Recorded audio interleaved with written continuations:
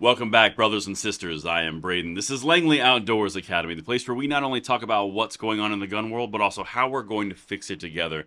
And the content that I'm about to show you is more investigative journalism, getting to the bottom of the gun buybacks and the police trade-ins and the nefarious nature of gun control failing miserably around the whole buybacks, trade-ins, recycling thing. Because we have a new development, now a news organization in Texas has gotten to the bottom of it. And I can't wait to hear what you guys think about what they found right down there in the comments field. And of course, make sure you hit that like button, subscribe to the channel, and turn the notification bell on. We are about to have so much fun with this one, and I hope you guys enjoy. Let's get right into it because, people, we have a very serious problem in this nation. The guns that are bought by gun buybacks, found in a New York Times expose, and the guns that are recovered at crime scenes that are no longer evidence are sent out to be recycled. But through nefarious means of the free market system, those guns are being resold for parts, except the actual serialized gun, which is being destroyed, but the parts live on in infamy. Was that dramatic enough? Because that's effectively what we're about to watch. I'm going to show you some live clips here of a report in Texas around the same thing that the New York Times reported about the gun buybacks in Michigan. But I want you to understand this is a bigger thing than just, ooh, the guns, ooh, not the guns. There's 2 points we're going to dive into that are really, really important pieces because it goes to a mindset of a gun control approach. It does not go to the individual guns. It's bigger than the buybacks. It's bigger than the guns. It's about the mindset. Check this out. You figure out their why, you'll figure out their next spot. Check this right here.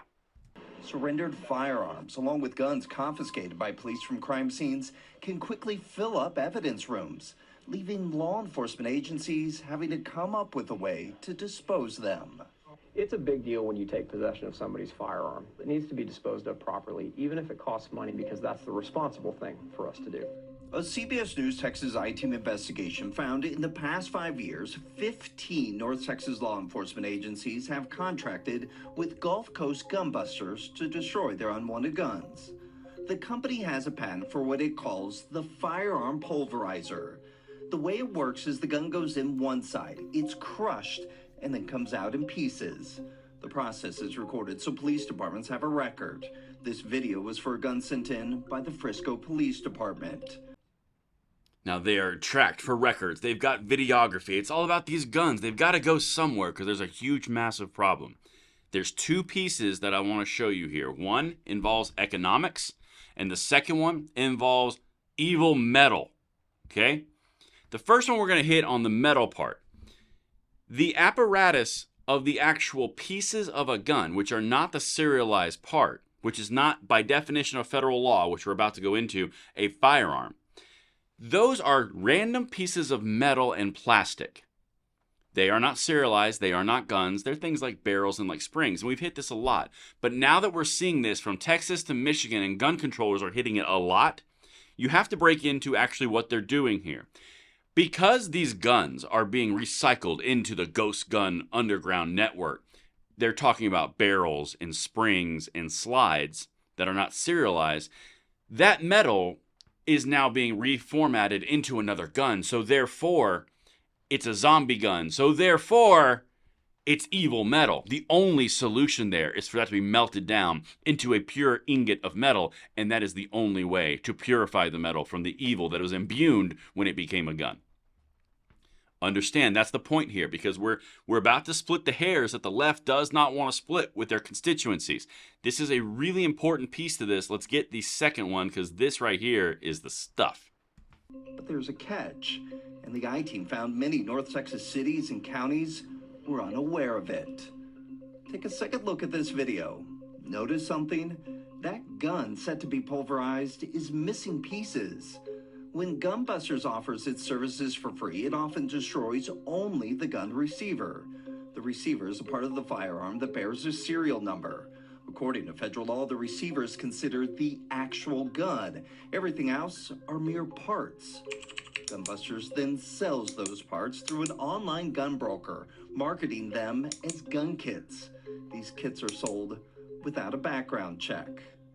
In contracts signed by local police chiefs, Gunbusters outlines how it will sell salvaged parts.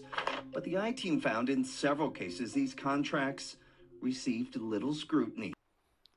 Little scrutiny, no background checks, because they're not guns. You're talking about spare parts, and you notice what they tried to zoom in on there as the evil, nefarious frame was a revolver frame. That's not a ghost gun. There is no drilling it out from home from a plastic model. That's not even remotely close to what they're attempting to convey. But the things like the cylinder and the barrels that would be used for replacement parts, those are again now imbued with evil, and they must be destroyed and chipped and metaled down. And that's the only way they redeem their metallic characteristics, not tainted by blood. That's what we're talking about here, and then you have to go down the next road. The gun controlling constituents and the supporters and the acolytes, they don't even know the difference of what the actual gun is and what it is not. So for them, this is a earth-shattering moment. I can't believe this would ever happen. Why would you not believe it would ever happen? There is a demand for replacement parts for firearms in the United States because it's cheaper than going out and buying a new one. So if there's a demand, a company's going to meet the supply. It's written in the contracts that they all signed, so there's nothing nefarious about it. And again, they're not guns, so they don't need background checks. But you can't tell the gun control supporters that, because then it gets into a very weird split hair area where it's like, wait, what am I upset about? The frame of the receiver or the whole gun? Or is the barrel evil because it touched a gun? Is it bad metal? Does it need to be revived? I mean, all these things that just simply don't make sense. This is the impetus for the zombie legislation that Maxwell Frost just put forward. None of this makes sense on any level. And then I want to show you one more thing. Then we're going to get to economics of this.